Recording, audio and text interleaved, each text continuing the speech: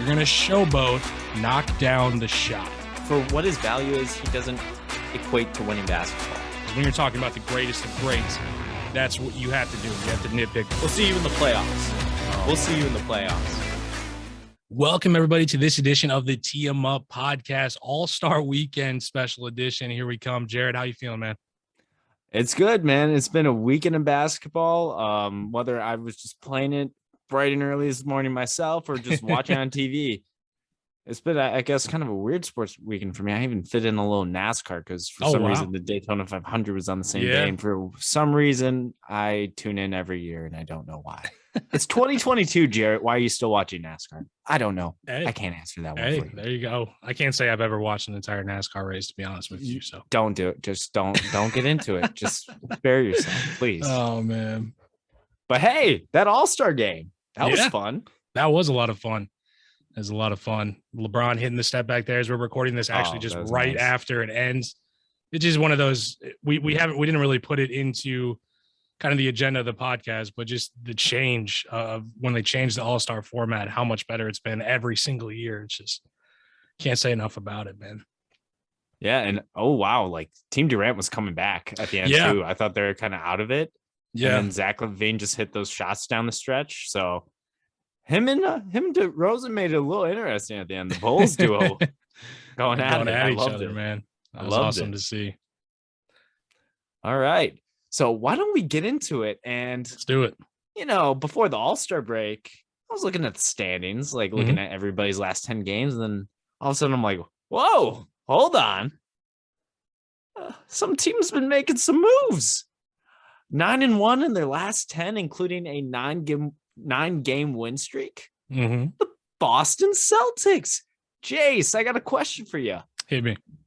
Are the Boston Celtics good? I got an answer for you, Jared, on this one. I did my research, as I like to do. You know, when these questions come to me, you know, I'm a man of integrity, and I like to do my research. I like to come with stats. I like to obviously mix in my opinion because that's what I'm here to do as well. But just to put it plain and simple, no, the Celtics are not a good team, Jared. They're not a good team. They are what they've been for the last three or four or so seasons. They're a very average team, and that's what they are. I went back over their last month and I looked at the level of competition that they faced, and I'm just going to run through it real quick and sum it up. Over the last month, the Celtics are 11-3.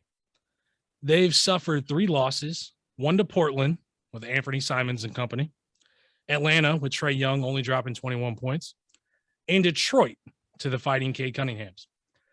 Over this stretch, Boston has beaten just 4 teams that are currently in the top 8 playoff spots in either conference. They've had a run where they've beaten up on some below average competition. I'll give them credit where it's due. They are a better defensive team than I thought that they would be. They currently rank 2nd in the league as far as defensive efficiency behind just Golden State, but they are 17th in the league in scoring, and they're on pace to do exactly what they do every year. And Jared, hang with me for a second because there's a cycle, and I'm going to take you through the Boston Celtics cycle. I'm ready for it. We're going to start at the top of the circle. Number 1, go into the season with championship aspirations that this is going to be the year that they get over the hump. Number 2, face an early season struggle as outsiders question if they should blow it up. Number 3, go on a run to cement their spot in the Eastern Conference playoffs. Number 4, stand pat at the trade deadline and claim that Jaylen Brown should be an all-star. Number 5, finish the regular season in underwhelming fashion. And finally, number 6, a first or second round playoff exit. We're right on schedule, Jared. We're right on schedule. We're right between 3 and 4. We're just after that All-Star break. They're on their run. They're going to cement themselves as that 5, 6, 7 seed, and we're heading straight towards a first or second round playoff exit. This is what they do year in and year out, and no one is better at it than them. Boston fans just keep getting their hopes up, man. It's the truth. It's the truth. Tell me I'm wrong. I mean, I'm not going to argue with you too much. I just wanted to see what your opinion was on this team, man. You did it. I was very entertained by what you had to say. Yeah, dude. It's for me, Boston. I know I come across as a Boston hater. I know I was one of the very early on in the season. I mean, obviously, I didn't have them in my playoffs in the Eastern Conference, which through about half the season looked like a pretty good prediction there. You for a called while. your shot. Hey, I called it. I stuck by it too. I'm still sticking by it. I mean, they'll probably make the playoffs at this point, just because being in the East, that's kind of where it's all going to fall. But I'll give them credit. They are a better defensive team than I thought they were going to be. But the way I see it is, do they really think in their heart of hearts, does Boston and their fans really think that they're going to lift the trophy up and it's going to be Jason Tatum and Jaylen Brown as their two players? Like, do they actually think that? Because I don't think so. I don't think that'll ever be the case. Put it on record. I just don't think it's going to happen. I do not. And they did it. I mean, they went on this run now. Like the way I see it, they're right there between 3 and 4. Past the trade deadline, everybody's saying Jaylen Brown should have been an all-star, even though Jared Allen definitely deserved it. They went on their run. For all I know, they could still be on their run. But the way I see it, they faced 4 playoff teams in this run. And they beat Miami too. They beat my team, and I'll give them that. Miami was off. They beat them by like 30. It was a crazy game. But I just don't see Philly the other night. They did. But I just don't see consistent play. I don't see consistent play from this team. They destroy Philly, and then I understand a letdown game after a big win, but your last game before the break, you let Detroit beat you. Like, that's a game you got to add another one to the win column. Like, it's the way I look at it. They're just inconsistent in my book, and until I'm proven wrong, that's the way I look at the Boston Celtics. So we'll see how this ends. We'll see if my cycle proves to be true, but that's pretty much what I've seen over the last 5 seasons with the Boston Celtics. Yeah. All right. Moving on to another subject in the Eastern Conference. Jace, I have an announcement to make. All right. What you I'm got? going to make a statement that's going to shock the hell out of a lot of people in my life that know me. It's probably going to shock the hell out of you too. All right. But I've been doing some thinking. I've been looking deep within inside. Okay. I've just been looking at the footage that's in front of me, and I think I have to say this. DeMar DeRozan, what he's doing right now with the Chicago Bulls, it's better than what Derrick Rose did in 2011. DeMar DeRozan is having, Michael Jordan aside, probably the all-time greatest season as a Chicago Bull. Well, not named Michael Jordan, and probably not Scottie Pippen in 1994. DeMar DeRozan is just that special. I mean, the man beat a 60-year-old Wilt Chamberlain record? Yeah. 35 points or more, 50% shooting, 7 games in a row. Not only is it just him, but Wilt's not even there anymore. He surpassed Wilt's at 6 games. DeMar's at 7. He's alone. He's ahead of Wilt Chamberlain. I mean, it's kind of a weird record, like one of the ones that you can kind of argue ESPN just throws out there. But that's impressive nonetheless, especially for a guard shooting from the mid-range, which is supposedly a bad shot in this era. But DeMar DeRozan makes that shot the best shot, one of the best shots in the NBA, one of the smartest shots to take, because the man just makes them. What he's done for this Bulls team that is missing what feels like at any given night. I mean, not literally, but it feels like half the team is out every single night, or at least the players that matter. We haven't seen Caruso for most of the last 2 months. We haven't seen Zach LaVine. He's been in and out of the lineup for a while. We haven't seen Lonzo Ball for the last month. It's been tough, especially on the defensive side of things, where DeMar and Zach LaVine do not excel when it's just them out there on the court. And DeMar DeRozan has carried the Chicago Bulls team. I mean, we rattled off 5 straight wins. Some of our opponents weren't the best, but at the same time, those are games you need to win. Oh, yeah. Regardless of how bad or good your opponent is. And DeRozan's kept this team afloat. He's put the team on his back. He's resurrected Chicago basketball. He's made people care again. He's made Bulls fans go from, hey, we might have an interesting team this year, to, well, why the hell are we not contenders? Let's go out and do something. Let's go and make a move. Let's win this championship. It's awesome. What he's done is amazing. And I am sorry to my Derrick Rose fans out there. Derrick Rose is the reason why I'm sitting in front of a mic right now. He's the reason why I love NBA basketball. But what DeMar DeRozan's doing is better than Derrick Rose's MVP season. That is my statement. That is my press release. That is what I have to say. Dude, that is my announcement. I respect that. And people that have followed along to the podcast and followed along on our TikTok too, this is a battle I've fought where I've gone on the record. Now, let me say, Derrick Rose still deserves Oh, come on. that 2011 MVP. okay. Don't get it twisted. Don't think for a sec I'm going to say Dwight Howard or LeBron should have got it. No, Rose deserves the MVP. Or I'm just saying KD. DeRozan. No, shut up. DeRozan is better than what Derrick Rose's Okay. MVP season is. Okay. Rose is still the 2011 MVP. Don't get that messed up. I'm just saying. Oh, I know. I'm just going in. DeRozan 2022 DeRozan is better than 2011 Derrick Rose. That's all I'm saying. No, I understand what you're saying. And the reason I brought that up is because kind of leads into my take here, because basically when you wrote down, you wrote down in our agenda that you had an announcement to make about DeMar DeRozan.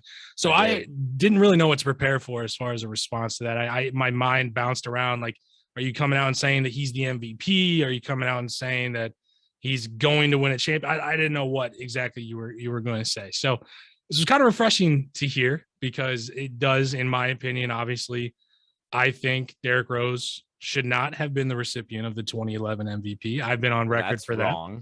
I have been on record for that. So given that statement, that prerequisite that I've thrown out there, I will agree with you.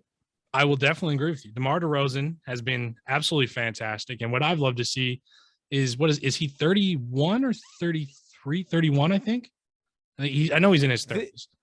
He's 32, I believe. 32. Okay. 32. So he's in his early 30s, and we haven't really seen a guy who's been a star.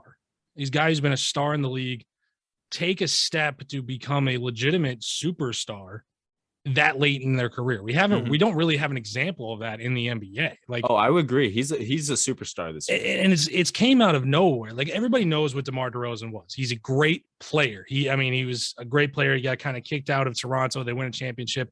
Without him, everybody, it really sucked to see. They wanted to see him. And I mean, Kyle Lowry did get his ring, but you wanted to see DeMar get his ring.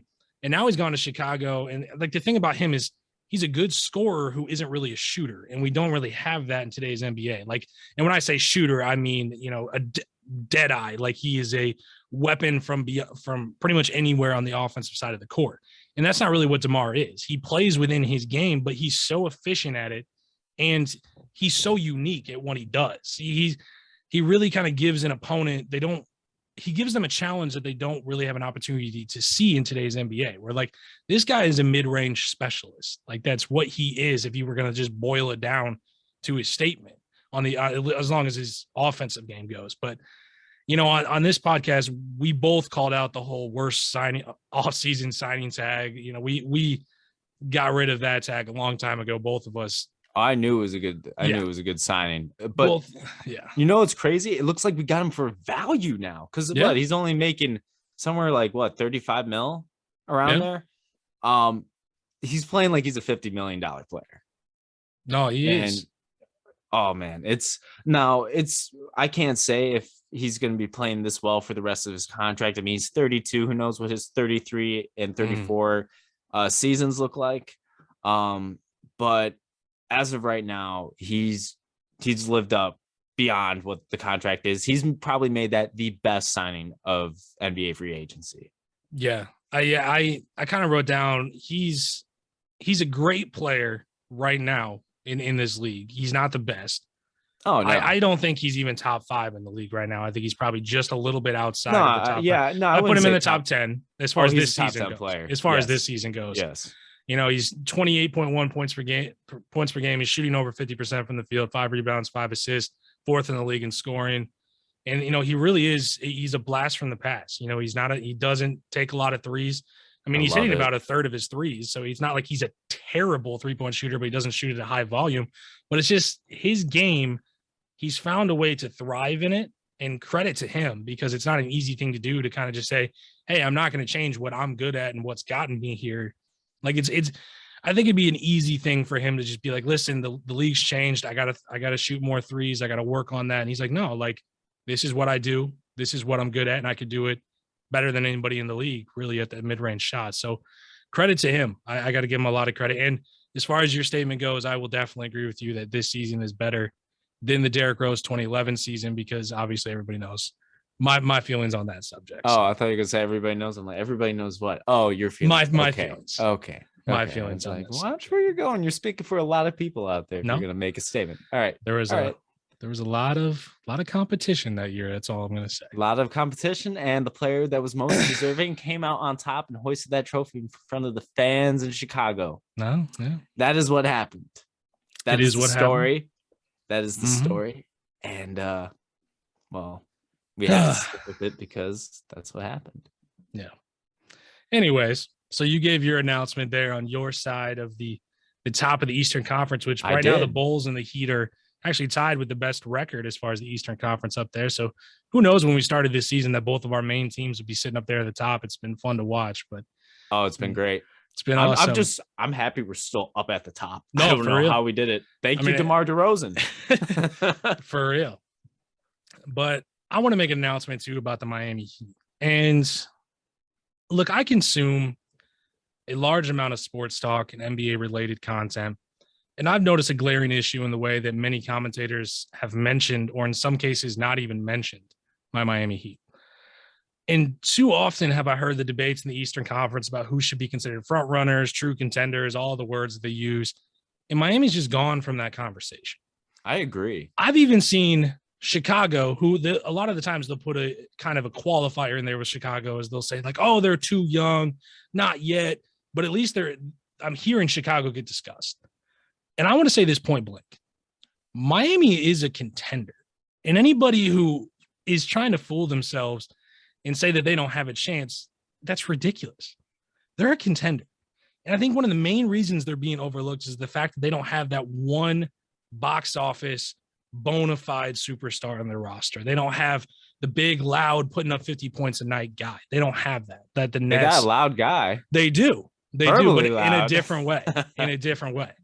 That, you know, the roster, the Nets, the 76ers, the Bucks, or even the Bulls kind of have, obviously with DeMar DeRozan and Zach LaVine, they're kind of playing that 1A role. I don't think we even get looked. I don't think we need to look too far back to even see a team that to me resembles what the Miami Heat are now that won a championship. What about last year's Milwaukee Bucks?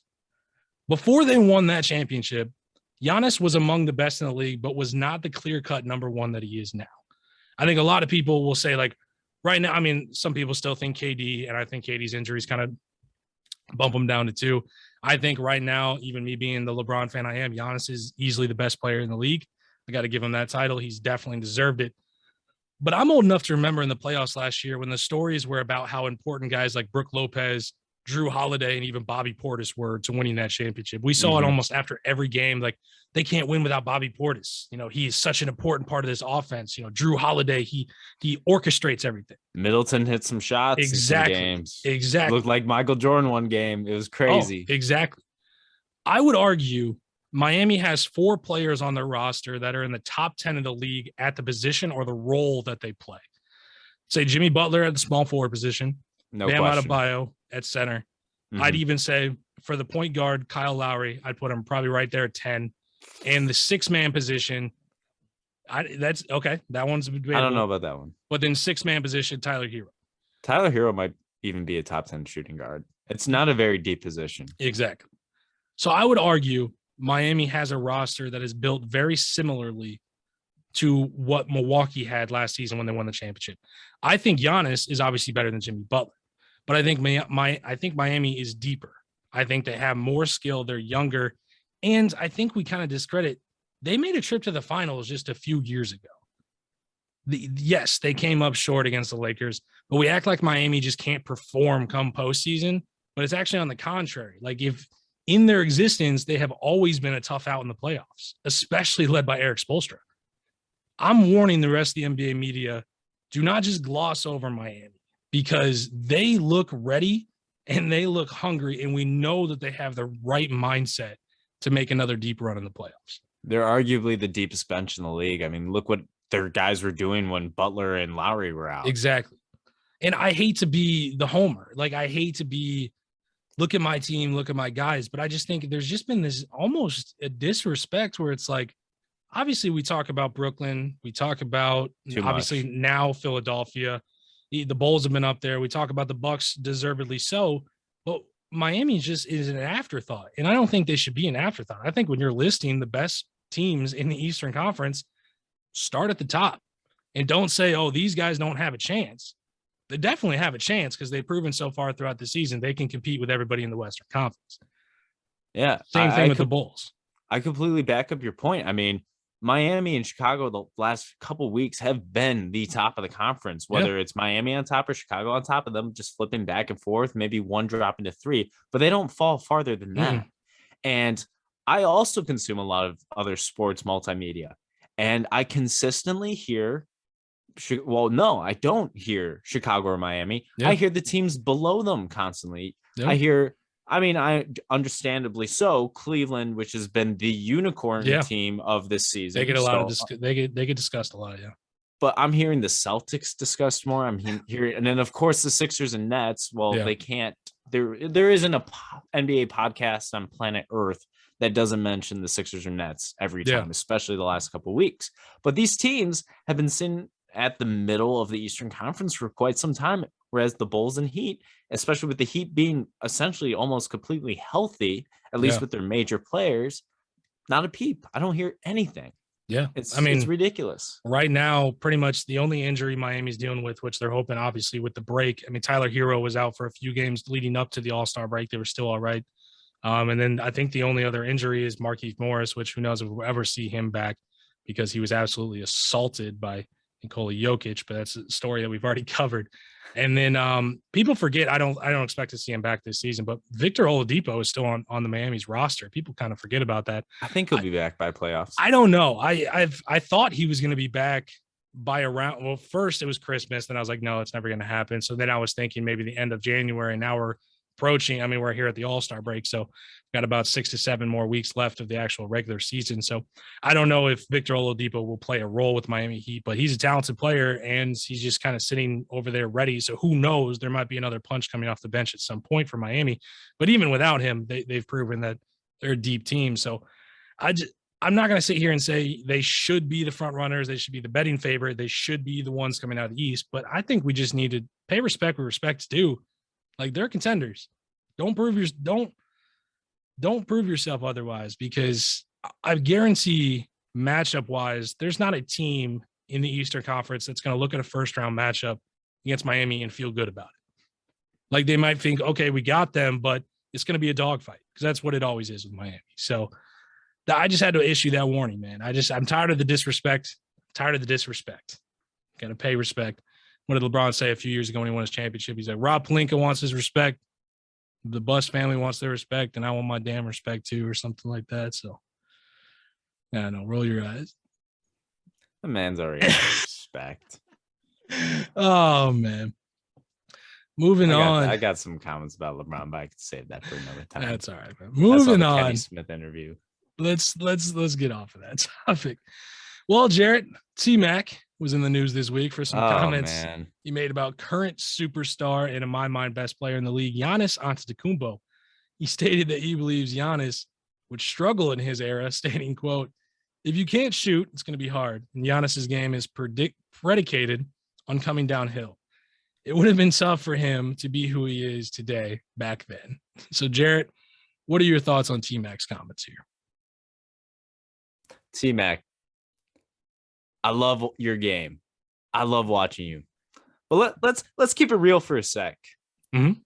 You primarily played in the 2000s, the weakest era since the 1970s in terms of talent. It was also a pre-Steph Curry era. You know what that means?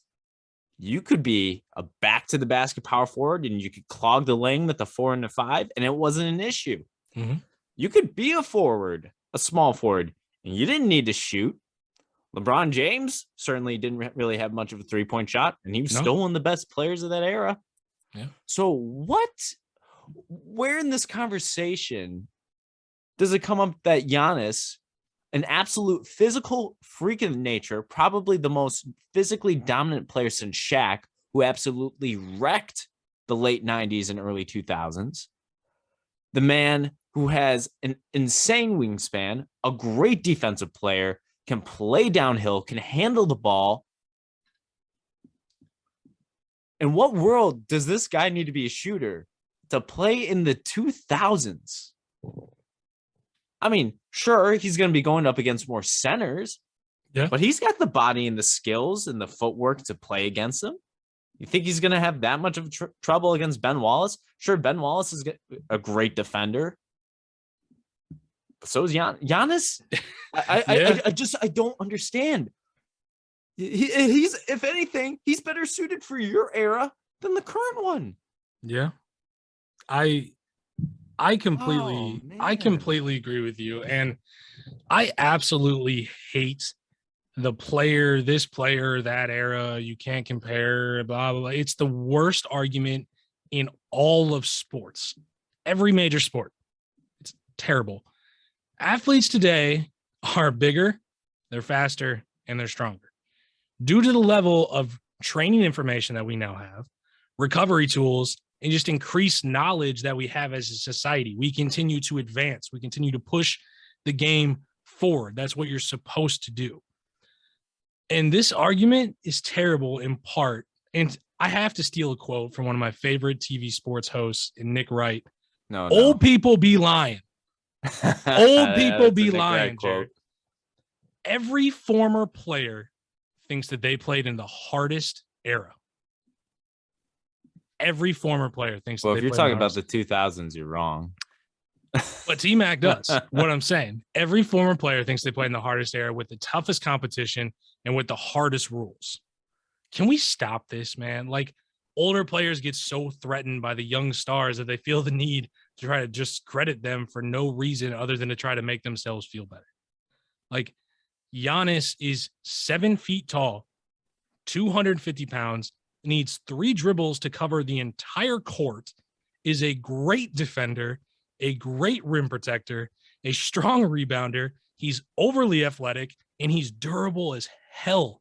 Would have been a great player in any pre-2000 era. What the hell do you mean, T-Mac? Maybe you should have worried about succeeding more in your area before you bash a champion, an MVP, and a defensive player of the year in this era. Because I hate this argument.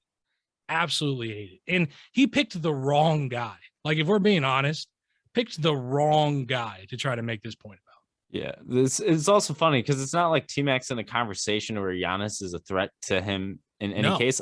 Like, dude, Giannis passed you up last long, like Giannis is like a top 25 player all time. Like, he's in the conversation with like Barkley and Malone for power forwards, if not. Oh yeah, might have passed both of them.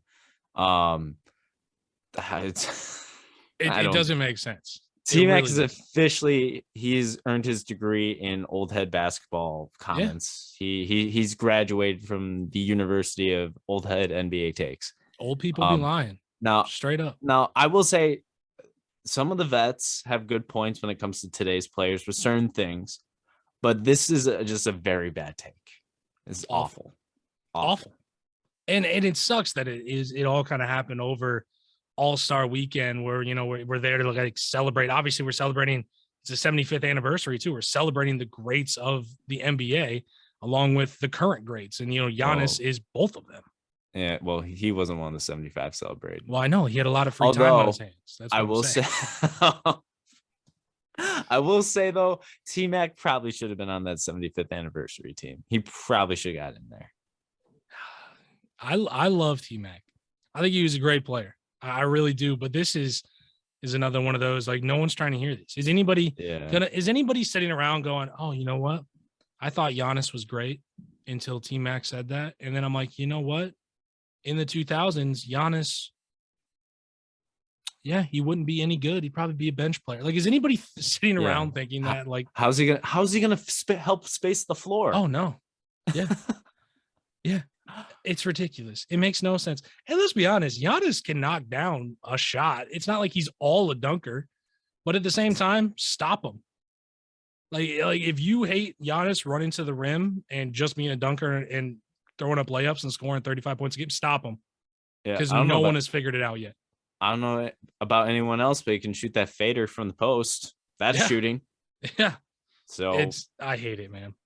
You know what? Have Giannis play the small forward, have T-Mac guard him. Let's see if Giannis would be able to play in that era or not. Let's be honest. Giannis is running point sometimes for Milwaukee. Like it doesn't make sense. Yeah. Oh, I feel like we can go on this forever, but we got to move on. We're going to take a look around the league now that we're sitting here at the All-Star break. So it's only natural to kind of take a look around, see where everything's at. So right now in the Eastern Conference, the current top 8 seeds in order go Miami, Chicago, Philadelphia, Cleveland, Milwaukee, Boston, Toronto, and Brooklyn hanging on there at that 8 seed. So Jarrett, knowing who these 8 teams are and kind of now we're sitting here past the trade deadline, are these the 8 best teams in the East, or are we going to see some movement? Um, Personally, I do think these are the best 8 teams in the East. Although I might swap the Hawks and the Raptors, just Oh, because with Trey Young's, some Trey Young um, love. I Interesting.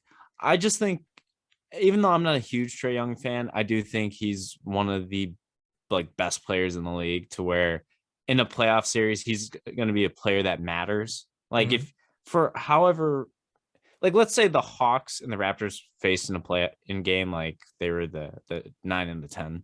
um I would take the Hawks because Trey Young's going to be that difference maker. I mean, you saw Yeah. what he did all all last season against the Knicks and against the 76ers. Like, that man took that team to the Eastern Conference Finals somehow. I still don't understand it. Um, because if I was a betting man that time around, I would have lost a lot of money, Oh yeah. a lot of money. Um, but other than that, I would say the even though they're not in the order I would throw them in, those are for the most part the best 8 teams in the NBA. Yeah. But my preseason predictions, looking back on them, way off on some. I struck out on a few. No, I got you. And I see where you're coming from with Atlanta and Toronto. The one change actually that I could foresee happening, and I could get some pushback on this, but I'm not fully convinced that the Nets are going to be a top 8 seed when it's all said and done. And Oh yeah. I'm not sold on them. I mean, we've seen how fast that they've fallen. And here's the thing, they've made a move and they brought in Ben Simmons. We don't know when Ben Simmons is going to hit the floor. I think they're eyeing that possible March, I think it's like 15th game against Philly. I think that'd be Oh, that'd be terrible. great. I think that'd be terrible for I don't him. think he'd show up. No, I think that'd be terrible for him mentally because I mean, it's when it comes to the mental health, we don't talk about it a lot in the NBA, but I think with Ben Simmons, it has to be part of the conversation because he's been very open about it, how he's been affected mentally, kind of about the things that have gone on around him. And I think it would be terrible for him for his first game to be against Philly. Obviously, right now, Kyrie still can't play in home games, even though we might see changes there because there's kind of been a little bit of movement. I don't know if you've heard, but about the rules, how if there's an unvaccinated player on a different team, they could come into Barclays and play, which I'm not a Kyrie supporter by any means, but I think fair is fair. I don't think Mm-hmm. I think it's got to be both ways in the way that I see it, that Kyrie's not able to play at home just because he lives there. I think it should be both ways, but we'll see where the Kyrie situation goes. And Kevin Durant, I think, I think he's probably the second best player in the league when healthy, but it's all about him being healthy. And you just kind of cross your fingers with KD because no one ever wants to see greatness go down. But now he's got another injury underneath his belt. So you kind of just hope he's going to be okay. But it wouldn't surprise me to see Brooklyn slide out of that top 8, be more in the play in that 9-10 range. But I wouldn't promote Atlanta. I'd promote Charlotte is what I'm looking at. I know they've kind of had a rough stretch as of late. They've kind of really been Very up and rough. down, and they're terrible on the defensive end. They are one of the worst defensive teams in the league. But I love the move that they made with Montrezl Harrell. I think he's going to get more integrated into that offense. He's going to help them on the defensive end a little bit. I would have liked to see them go get Miles Turner instead of Harrell, but Turner stayed in Indiana. So, but that's kind of the one change that I could foresee happening. But I think towards the top, I mean, we'll see some movement. Obviously, Miami, Chicago, Philly, Cleveland, and Milwaukee. Those top 5 are pretty much, I think, going to be the top 5 in whatever order they end up falling. Mm-hmm. Boston is now kind of moving their way up there, so we'll see how long that streak comes before their first or second round exit. Well, I mean, right now they match up against Philly, so I don't think anybody's taking them over Philly. I mean, right now, so No, not who's gonna with stop a healthy Embiid Harden. and who's gonna stop Embiid on Boston's roster? Yeah, so it's just that's the way that I look at it. But so over now in the Western Conference, the top 8 seeds currently are Phoenix, Golden State, Memphis, Utah, Dallas, Denver, Minnesota, and the Clippers there at 8. So, Jared, how does this West look to you? Huh. Sounded like a certain team was missing with a Oh, yeah. certain player that is supposedly in the MVP hunt. That's Oh, weird. he's in the hunt. Yeah. I know what you're getting From at. from way down there? Yeah. Really? Mm-hmm. But that's so far away. Yeah, I know. Yeah. Katie, or not Katie, sorry. AD's ankle. He can be a real heartbreaker, can it? Anyway, see, the West is really tough because some of the teams that are still in the picture, I mean, they're missing some big pieces. Like the Clippers, by some miracle, although I expect to Yeah. slide, which this should be the Lakers' opportunity to get back in the top 8. They're sitting at 9, by the way, for our folks at home, that don't have the conference standings pulled up in front of them. The Clippers just announced like earlier in the week that Norman Powell is like a fractured foot, who is probably the best player on the roster after that trade. Yeah. And without Kawhi Leonard and Paul George, who both probably won't even come back. I mean, there's Well, rumors that Kawhi's not, yeah. Paul yeah, maybe, but I don't think Kawhi would come back at all, even though there is a window where he could come back for the playoffs. But Paul George probably will elect to have surgery on his elbow. Not reporting anything, of course, but just from like everything I'm hearing in all the talk shows and stuff like that, yeah. there's growing belief that that's what's going to happen. Especially just the state of the season, it might not be worth it for him to come back out. So they could slide. And then beyond them, none of these teams seem poised to be a legitimate contender. Who knows what the Kings are doing? The Pelicans don't have Zion, and we probably won't see Zion at this point. I'm convinced that we won't see him. Nope. DeJounte Murray, I don't think can pull the Spurs from the bottom of the conference. So we might be looking at a plan where the Trailblazers are just happy to be there and then get bounced by the Lakers or the Clippers. Unless Simons has an amazing game and bounces one of them. Clippers potentially without Paul George. But if the Lakers play, the Lakers should win that. So I do think the standings definitely represents what our top 8 will be. And honestly, even though some of it's close towards the bottom, I could see a world where that doesn't change too much. What is interesting, and it was reported by Allie LaForce tonight at the All-Star game, Chris Paul's going to be out for at least 6 to 8 weeks. So this is going to be kind of the test for the Suns, in a very potential Chris Paulus world that they could be facing in the next couple seasons. What can this team do without him? I mean, they have a comfortable 6.5 game lead right now, but we'll see how that holds up. Yeah. It's going to be interesting. We'll see what this team's made of. It's going to be very interesting. And I know we talk obviously a lot about the Los Angeles Lakers because one of the biggest brands obviously in the league, and LeBron James being there definitely helps as well. But I think just when you're kind of looking at it, and obviously there's a lot of what ifs that go into it. And if you're the Lakers, and if I'm an assistant coach on the Lakers, and I'm sitting there and I'm looking around, I'm like, okay, I'm trying to be optimistic as possible. I'm trying to say, okay, what path do we need? What do we need? So AD is going to be out probably 4 weeks, if not 5 weeks. We know how AD sometimes takes a little bit longer to come back from injuries. So essentially, you're hoping maybe best case scenario, get him back for a week to a week and a half at the end of the regular season, which could play to your benefit if he starts to get rolling, he stays healthy, he runs into the playoffs, and he's like what he was in the bubble. But if you're the Lakers, you want to get to that 7 and 8 seed, because if you're that 7 and 8 seed, if you win that first game of the playoff play-in tournament, you're the 7 seed. Because I think just looking at the standings, a healthy Phoenix would destroy the Lakers. Yes. If they were the 8 seed. Healthy Phoenix destroys the Lakers. They destroy anybody, I think. Yeah, I think as well. But I think the Lakers in Golden State in a first round matchup, if they were able to get the 7 seed and Golden State still the 2 seed, I don't know. I still think obviously the Golden State would be the better team, but I wouldn't give the Lakers zero chance. I probably would. Fun series.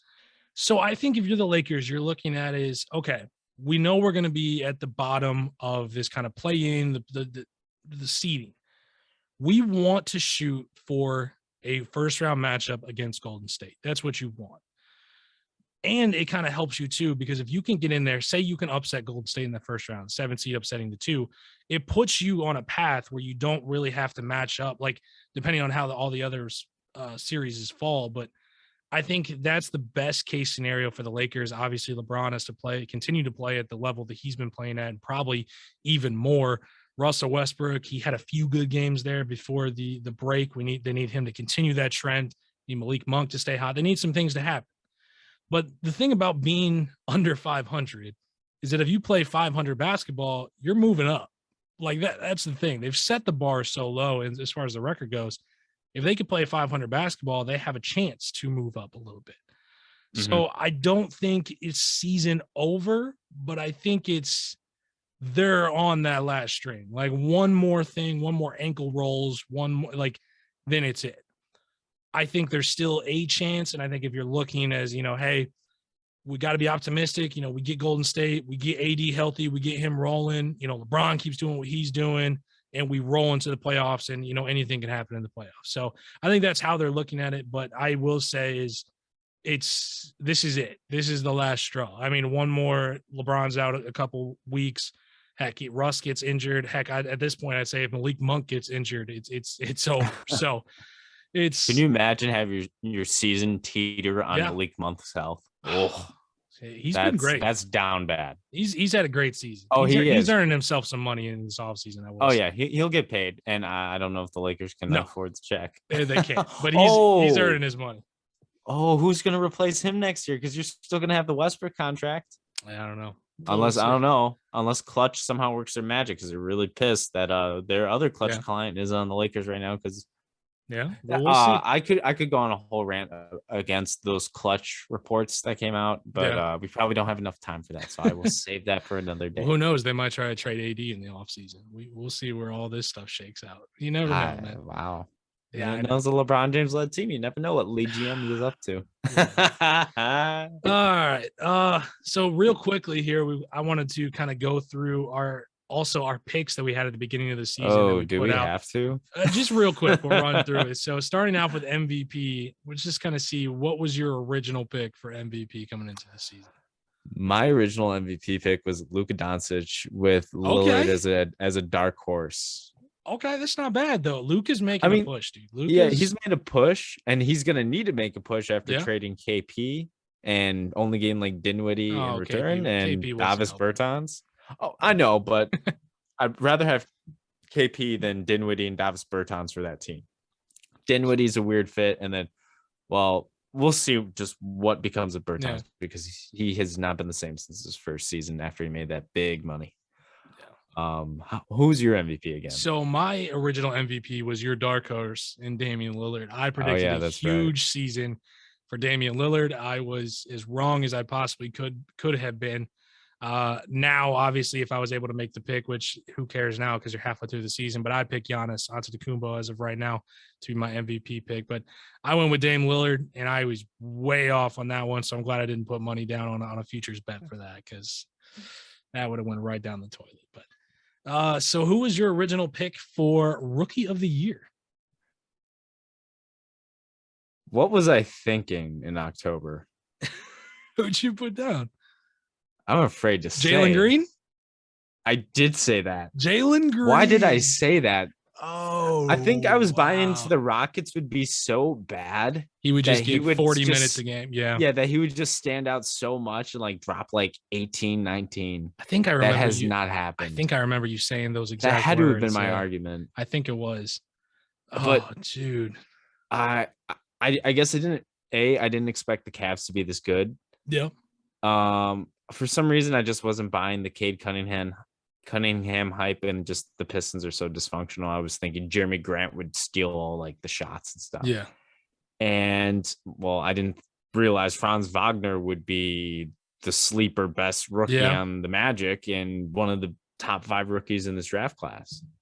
And then Jalen Green consistently finishes behind Chris Duarte in some of my my rookie of the year standings. So I missed on this one. Doesn't mean Jalen Green won't be a good player someday, but I just missed. I whiffed hard and I kind of threw out my arm. Yeah, I'm all right with my original pick was Cade Cunningham. I was buying into the hype. I thought he was going to be a fantastic player. I thought what he provided to the point guard position was more than just scoring, and we've seen it so far this season. He's a passer, he's a distributor, and he's a pretty good rebounder for his position as well. I think Cade Cunningham is on his way to becoming a star in this league. I bought into the hype early. Don't know if right now he's the front runner. I know he has passed Evan Mobley as far as points per game, so that's just one measurement. But I think my chances of being right on that one are still definitely not zero. You're in play. I think I'm definitely in play for that one, so I could be right there. But I like my pick there, and I especially love my pick for the next one I wrote down here. So sixth man of the year. I was on this since day one. I said my original pick was Tyler Hero of the Miami Heat, and right now it looks like he's just completely run away with that award. Oh yeah, I would lock that in right now. Like I should have locked that in before the season started. I would have been careful there because we didn't know what Tyler Hero we're going to see this year. But yeah, at this point, like, however, it doesn't matter if I'd win like 1% of what I'd be putting down. I'd bet the house on that at this point. My sixth man of the year was Derrick Rose, which not a terrible one, especially the way he finished. Well, he was in that Knicks Hawks series where he was the only competent player on the court at times for the Knicks. And I'm not upset with the pick. It didn't work out mostly because he's been out after his ankle surgery for the past couple months. And just looking at how the Knicks season's gone, obviously there's more problems than missing Derrick Rose. But I think him just not being on the court has been a big detractor from where the season's gone. Yeah. Because he's a guy that can come off the bench and get you points. If you need him to start, he'll start for you. Tom Thibodeau probably trusts him more than any player on that roster. So that's a pretty big hole. I mean, we forget that Derrick Rose is still a very effective player in this league. Yeah. If not, he based on his 36 minutes, he's one of the best. It's one of his best years in recent years he's been having. So like he's reinvented himself. So I'm not ashamed of that pick. Yeah. All right. Who's your coach of the year? Coach of the year. I was way off on this one. And you might remember I gave a big spiel. I went with Nate McMillan with the Atlanta Hawks. I picked the Hawks to have a very good season. I think I picked them to either be my 4 or my 5 seed, if I remember correctly. So I was giving the nod to Nate McMillan. Does not look like that's going to be anywhere close. But I mean, at this point, I'm okay with it. I took a swing at Atlanta. I was way off there, but sometimes that happens. So who's your pick for coach? See, this one, I'm pretty proud of because it could still happen in theory. I don't think it will just because it's going to be Monty Williams. I mean, it has to be, especially because somehow he didn't. Taylor Jenkins. No, he somehow he didn't win it last year. He's going to win it this year, even though I love Tom Thibodeau. Yeah, but he should have got over Tom Thibodeau. He should have won it last year. My coach of the year was Billy Donovan. Okay, and Billy Donovan, I would say, is in that group of 5 head coaches that have a really good chance at like where if they got picked, you'd be like, yeah, that's fine. Yeah. And I think Billy Donovan's in that group, especially during stretches of the year where this Bulls team, like since preseason, they didn't lose a game for like all of preseason, and then I think the next 5 games into the season, I think they might start off the season like 5-0 or something like that. He's turned around the Bulls franchise. He's made they're healthy. Their defense is among the best in the NBA, which was doubted. He's helped DeMar DeRozan look like a superstar. Like it's crazy. I'm sorry, not looked. DeMar DeRozan is a superstar. Let's just keep it real. So I'm okay with that. I'm okay that was my coach of the year. Do you have defensive player of the year? Do you have that one written down or no? I do have a defensive player. Who'd you have for that? I have Giannis. Giannis? Okay. That's a good pick. I had Bam Adebayo for that pick. I was going Miami heavy. I thought they'd have a great season, which they are having a great season, but Bam obviously being injured, kind of threw really off the path there, was out for about a month, but I'm not upset with that pick. But I think definitely you're in play there with Giannis. I mean, he'll be up there with Rudy, but Giannis is a great defender, both on the interior and on the 3-point line. So I like those picks. That's kind of our look around there as we are now heading towards the end of the All-Star break. We'll get back into regular play, but going to move on here to our last and our final and our favorite, I should say, segment on the Team Up podcast, and that's Team Up. So, Jarrett, who are you teeing up this week, this All-Star week? I mean, it's pretty obvious, I have to say, but the dunk contest. What the hell was that? This is the first time we've had the same tee up. I This mean, is the but first time, man. I love it. I feel like it's irresponsible that we didn't, even though everyone knows. Yeah. And if you want, I can even throw another like little quick one in there. No, but go for it. But what the best moment of the dunk contest was Cole Anthony dunking in Tim's. But beyond that, there was not like I saw a tweet where someone said, "Is Obi Toppin proud that he won this dunk contest? I feel like he should be ashamed of himself." Yeah, just oh my god.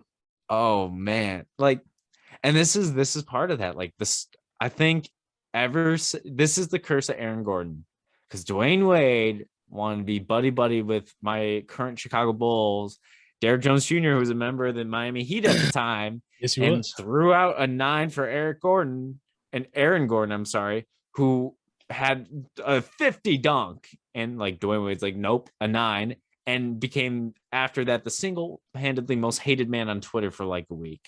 Yeah, the dunk contest hasn't been the same since. No, we're not seeing the big. Yeah, it peaked in 2016. It peaked with Zach. Yeah, it peaked with Zach LaVine. Still one of the. And man, I wish he was in the Bulls jersey. People, but hey, I was a Zach LaVine fan before, and then he came to. No, people are saying the league peaked in 2016 because we had that as the slam dunk contest, and then the finals that we had that year. I still don't understand how people say that that's the best season in NBA history. It was an amazing season though. It was amazing. It was a good one. It was a great one the way that it ended, but it was a good one. But I don't think it's the best. I don't know what the best would be on top of my head, but I will definitely deep dive into it if people want me to and will fight me on it. I don't think 2016 was the best, but dude, I mean, how can you have a season that's so great when there's still sleeve jerseys in the league? I don't know. Yeah. Dude, I teed up the slam dunk contest as well, and just to sum it up, there's the 4 dunkers in the first round. Shot 7 for 25. This is an actual stat. They shot 28% on their attempts in a slam dunk contest. Jalen Green, who by the numbers was the favorite, took 9 attempts to hit his first dunk, and then tried to blame the floor. Like, oh no, it's slippery right there. It ain't slippery right there, man. Like, oh, this was awful. I felt like this was 40 minutes of my life that I'll never get back. It was absolutely terrible. I don't know how they fix it. I don't know the answers. I usually when I complain about something, I like to come with a possible solution. I don't know. Yeah. This was just bad. It was bad TV. It was bad to watch. I'm sure it was bad for the people in the crowd. We saw Shaq's face. Dude was falling asleep on the sidelines. It was awful. Shaq will be the most like brutally honest person when it comes to the dunk contest. Like in the past, he's been like, this shit sucked. Or this was great. Like he's gonna let you know. His face, his face will not hide whatever he's thinking. Because either he's gonna be with like the old tape camcorder on the sideline with Vince Carter, like, or he's gonna be just like, falling what asleep. The hell am I watching? Like, it was awful, dude. Yeah, I mean, it was. You can't have one guy trying the same dunk for what felt like 10 minutes. I don't know. I know that the slam dunk contest has continued to sink in popularity, but it hit an all-time low last night. It was awful. Yeah. The only way you can fix it, I think, and I think Ja Morant mentioned this, is like if you offer like $1 million prize, or something. You got to do something to incentivize. Like we know the TV contracts that the NBA is getting. I think they could afford to shell out $1 million for the dunk contest. Yeah, it would make these bigger name guys want to go and do it. Exactly, because otherwise there's no incentive for it. Yeah, I mean, because there's a great chance like these guys, you just look like a fool on national television. Exactly. I would much rather look like a fool trying to get $1 million than look like a fool just for glory. Exactly. My little outside team up though, like this is not a technical, but like I'm giving a verbal warning to Adam Silver in the NBA. I swear to God, if this mid-season tournament becomes a thing, I know I saw the report where they're not implementing it next year. Yeah. But I swear to God, if this becomes a thing, I'm gonna be upset. I'm gonna throw texts like I'm ejecting you and I'm suspending you a full season. I'm just no, we don't need it. We don't want it. Do you? Trying to keep The Chicago Bulls win the midseason tournament. Woo. What? Okay, why do I care? Who's gonna show up for that? No, I don't want a midseason. I want the NBA championship. I want my team to play for a title, not for a midseason tournament. Like, exactly. What does that mean? What's the historical relevance? No, I don't care. Give me an NBA title. Midseason tournament. Miss me with that. I agree, man. Anyways, technical foul on the NBA. We gotta fix that. But yeah, the dunk contest is bad. That's all we have this week for the TM Up podcast. I want to thank you guys all for joining us. Be sure to follow along all of our social media platforms for fun NBA content throughout the week. So thanks Shout for listening. out to our TikTok crowd. Definitely. So thanks for listening, and I'll catch you guys later.